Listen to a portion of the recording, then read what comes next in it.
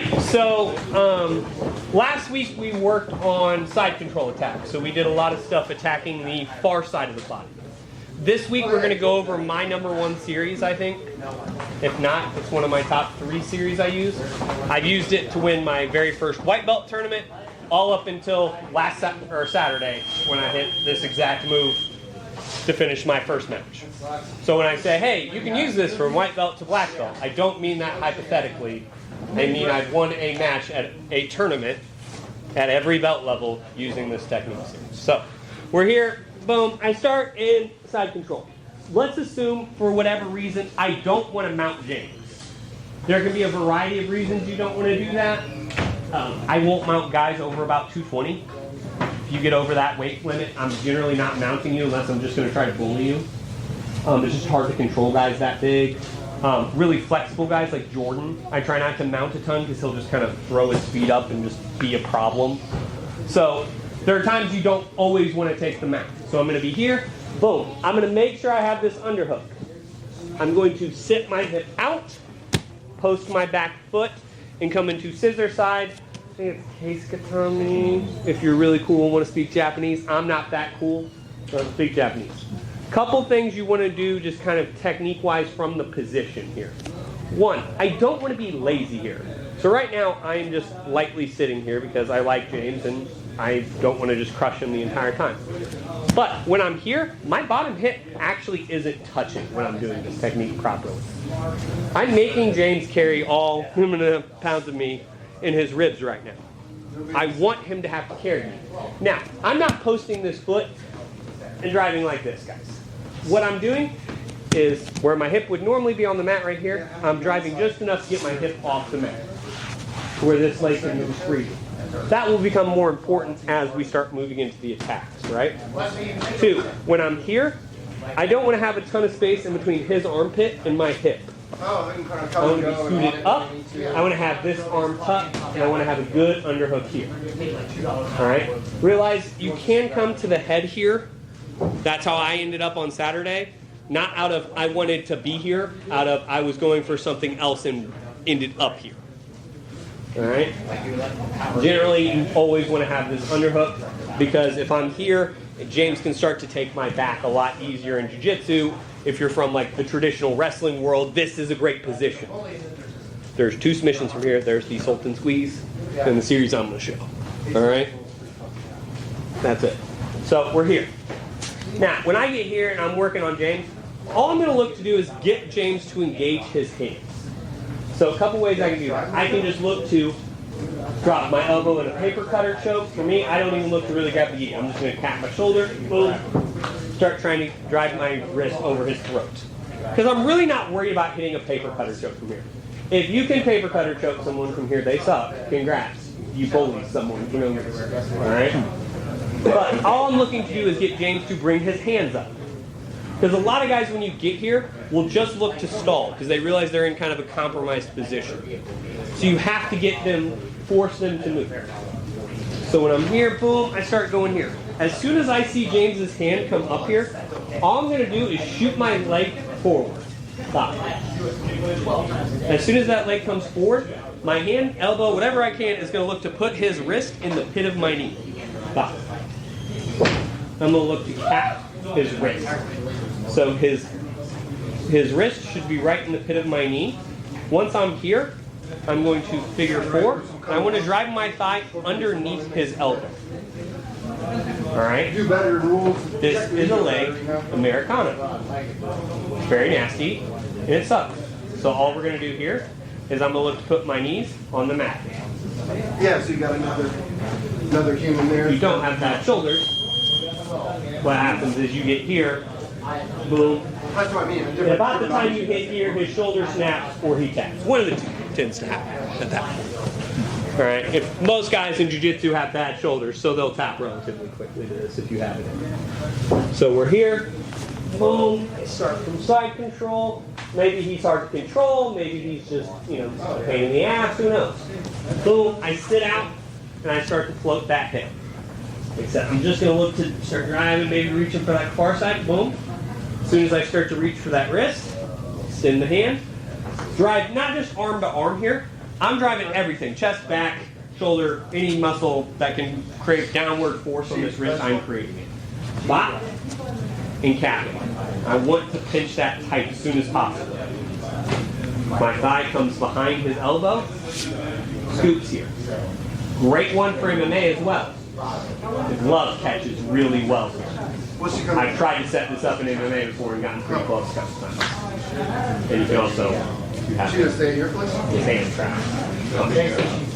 Once we're here, like I said, all you're looking to do is drag your knee back and go both knees down. All right? Questions on this one? Any little tips on bringing his elbow up as you set it? Couple things you can do. So one, I always like to drag my knee straight up his sideline. So a lot of guys will get into kind of just that shell position here. So if I'm here and James is really shelled up, I will drive across to make it look like I'm going to attack that top side arm. And then I use this knee to drive that elbow out. That'll help you a lot. And then you can come into this position here. Start attacking.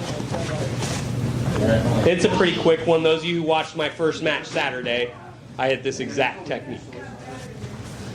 It was already on the schedule for me to teach it, but just always fun that we have a very recent usage. Other questions on this one? Go slow with it. You're in a pretty compromised position, so partners, make sure you kind of go slow, take your time on this one. But more experienced guys grab less experienced guys. 1, 2, 3. With James again, right? So boom, I sit out, I start to do cool things. A lot of you guys notice the natural reaction that is going to happen here. I'm going to start to push his wrist down. He is going to start to straighten his wrist out. Great, thanks, appreciate it. It's a trap, right? All we're going to do, I want to get to where James is giving me the thumbs up, right? So if James does a thumb up on this hand, right? I want to try to trap his wrist here at that thumbs up point. As soon as I do that, I'm going to drag my thigh right below his elbow and drop my top knee. So I'm going knee down, knee up. My hips just not turning.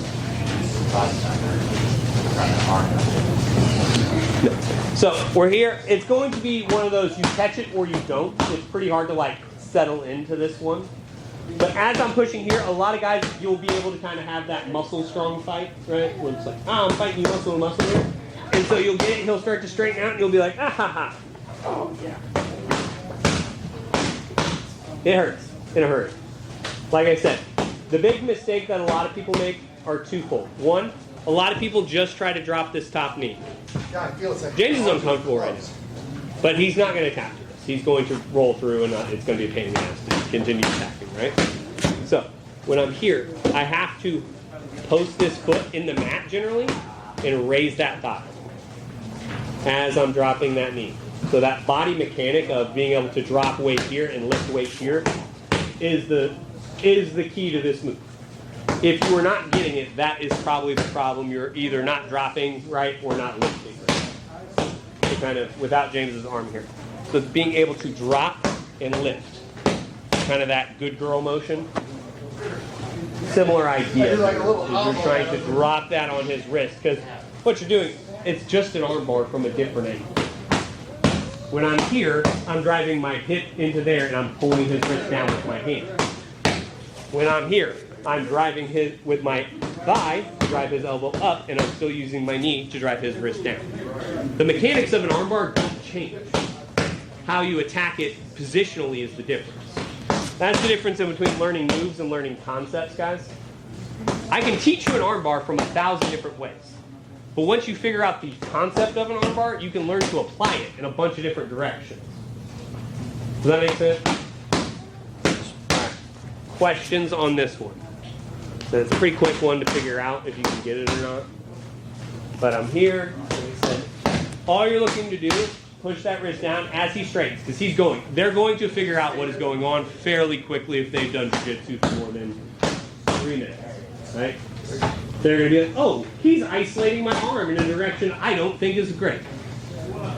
That means they're going to start counting. So boom, as soon as he does that, like I said, your leg goes from straight, curl. I've gotten pretty quick at it because this is, like I said, one of my top 2 or 3 series. I've gotten pretty quick, so take your time getting used to, okay, drop it here, need to tie out, tie up. Take your time getting the positioning right, go slow on it. Your partner can kind of guide you here. Like right now, James could tell me to lift my knee and I would know that that's the right way. Or if I'm here and I'm just kind of lifting here, he could be like, hey, your knee. So take your time, get it right. Because like I said, this is one you can catch people in really quick because they kind of have that moment of, oh, hey, I'm free. I made it. Like, you know, then the door slams shut. Those are my favorite submissions, where you have that momentary second of hope, and then I steal it away from you. That's what I like to do to Joseph. Try to let him do things, and I choke the shit out of him. Ha ha ha, you thought you were doing something. He loves it too. All right, 1, 2, 3. So I'm here, boom, I'm attacking, right? Good things are happening. James is gonna suck at jiu-jitsu, so boom, I'm gonna come here. I'm gonna try to hit this. He extends out, and for whatever reason, I miss this straight arm lock. James just kind of snaps the wrist through. A lot of guys will just go to the hip here. They just know, hey, hide the hand. If the hand's not extended, it's a lot harder to do rude things. So that's the right defense, is to kind of tuck your hand in here, start getting some frames in, and start trying to get this elbow out. That would be the smart thing to do here. Now, once he tucks to this hip, I have him in basically a crucifix. For you MMA folk, do his knee, right? Don't mess with any of the other fancy stuff. Come here and hammer fist him until a ref politely asks you to stop. Like, that's all you need to do. Now, the other smart thing you can do, I'm not going to waste time for you guys drilling it. You can attack that same series we worked last week. So I'm here. I can start attacking this far side arm for Americana, straight arm lock, more. You can do all those same moves. You've now just stopped some of his defense because his leg's trapped, or his arm's trapped in your legs. So we're not going to waste time on that. That is all what we were last week. I'm not going to re-drill you throughout this one. Now, another option that I really like here is the reverse triangle. So I'm here. All I'm going to look to do, I like to reach with this top hand and kind of scoop James's neck up just a little bit. And I want to set my foot next to James's shoulder like this. Getting this detail right will be the difference in between you getting this technique and you not getting this technique. I lift James's neck up and I step over his head. Pop. As soon as I do that, I'm going to look to scoop his head with my heel. Pop. So I drive my knee down to the mat, scooping my ankle with the heel. Now, once you're here, I like to post to my head here. It keeps any funkiness from happening if he starts to bump. Kind of just gives me a good base set. Once we're here, drag your leg behind, close the triangle, and squeeze. In real life, you're really pinching hard. Yes. And you're keeping your knees tight when they're tight. When I'm here or when? When, by the time you go over, by the time your leg is over his head. Oh, it starts, yeah. So I'll pull him on here, here, here, very quickly. Like this is a you gotta send her type move. This isn't one where you're like, oh, I'm gonna very carefully. Like this is one that when you decide to send this one, send it. There's not a half speed version of this that works. Because what you're gonna do at the half speed version of this is you're gonna look to step over his neck, and then he's gonna buck, and you're gonna be in trouble. Like, and then it's gonna be really hard to kind of get to where you need to be. All right. So when you go here, it is buck as quick as you can. Usually when I get the first triangle, Yeah. I mean, probably my mistake. They're not timing that calf right off the bat. So what are your how do you cut that ankle off? So 2 things I will tell you adjustment-wise to work on whenever you go for this try. 1, when I step through here, boom. A lot of people reach with just their top foot. So they will just be reaching here, and it's like you're kind of locking on your foot. To really tighten this triangle up, reach with your bottom foot. So you drag this ankle back, but drag this knee forward. Does that make sense? Yeah.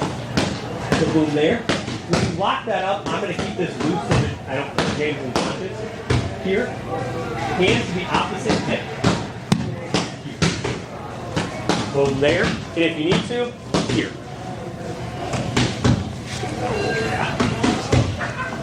That's the I want to put you to sleep now. Like, if I get to here, I'm one of those stubborn guys that's like, hey, he's not gonna go. Even loose, that will put you. So those would be the two things I would tell you tightness-wise. Even if you get that first bite and it's not a good one, so let's say I get here and it's just not a good bite, you can go reach with that bottom leg. That's a big detail that a lot of people do. Other questions on this one? All right, drill her out. 1, 2, 3.